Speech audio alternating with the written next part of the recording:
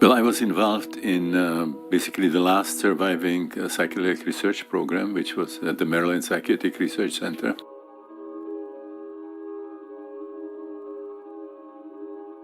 This was the time when LSD was making headlines. Everybody was interested in it. So they approached me if I would, write a book or two. And so I got a contract with Viking Press. I had money for a year. And I went to a party in New York City, the Schwartzes. Bob Schwartz was also somebody who was very much around SLN. And Michael Murphy was at the party, and he said, "So what are you doing these days, Stan?" I said, "Well, actually I'm taking a sabbatical. I'm going to write a book." And Michael said, "Why don't you come to SLN? SLN is a beautiful place to write a book." I said, "We'll give you some accommodation, and you can do some workshops for us, and we're going to be a trade-off." So he came here in 1973. This house on Buck Creek was available because Ida Rolf moved out.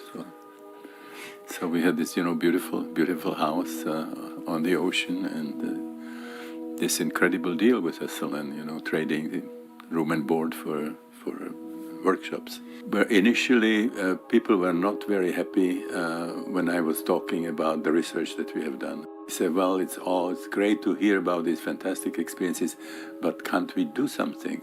Do you have a little stash on the side? Can't we have the experiences?" I said, I don't have the license here for that, and I don't think SLN would be very happy. And so I started thinking about, what could we do experientially? And I remember that in some of the sessions, the early sessions, when my patients felt unfinished, the drug was wearing off, and it was not a good closure of the experiences. A couple of them asked me to do some physical intervention. And so I saw that we can do things to get better integration of psychedelic sessions. So I started doing it routinely, and then it happened that in several patients, this body work triggered fast breathing, kind of what's called saccadic breathing. And then they told me that the faster breathing took them back into the session. The drug was already worn off, but the breathing suddenly brought them, they were like in the middle of the session again. So I saw that faster breathing can somehow bring material out of the unconscious to consciousness.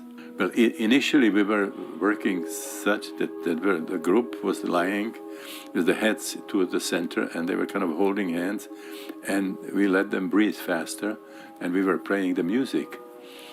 And then there was always somebody, sometimes more than one, close to the experience. And then something amazing happened.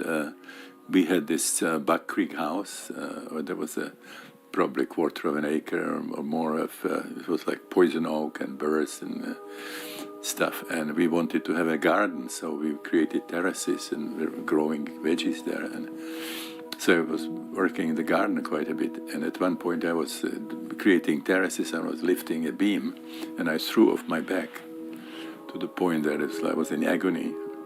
We had a king-sized bed, and I was on one side, Christina on the other. And when she moved, it was like getting a dagger. And we had a group of 46 people, and as you know, people come here from Australia or Europe or South America. So we promised the breath work, and so what are we going to do? I can't come close to somebody and do body work, It's just like, because it rattles you go with the process. And so what do we do? And then after a while we said, well, why don't we pair them up and just tell them what to do and just supervise it? And so we did that, and the session was such a success that we never did it differently.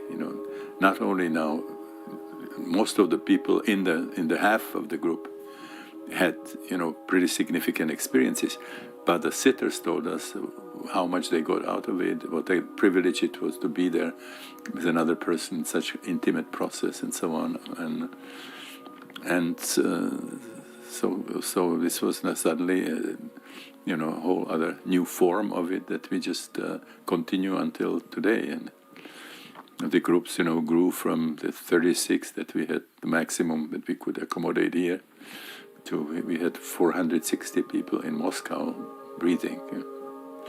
And for me, it was an incredible blessing. I mean, I came from Johns Hopkins, seven years at the university, and we had every Wednesday we had a seminar when they invited like the stars of the, of the time, the cutting edge, what they thought was, which was mostly like a new antidepressant or some new tranquilizer.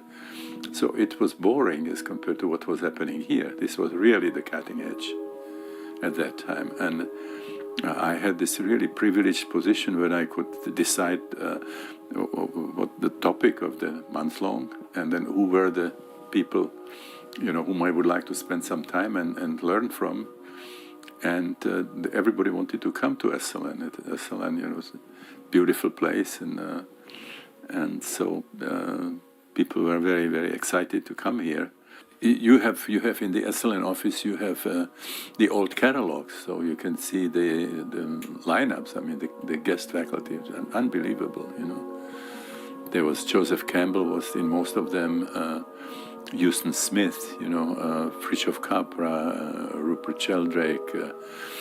There were a lot of yogis, shamans, Tibetan teachers, and so on.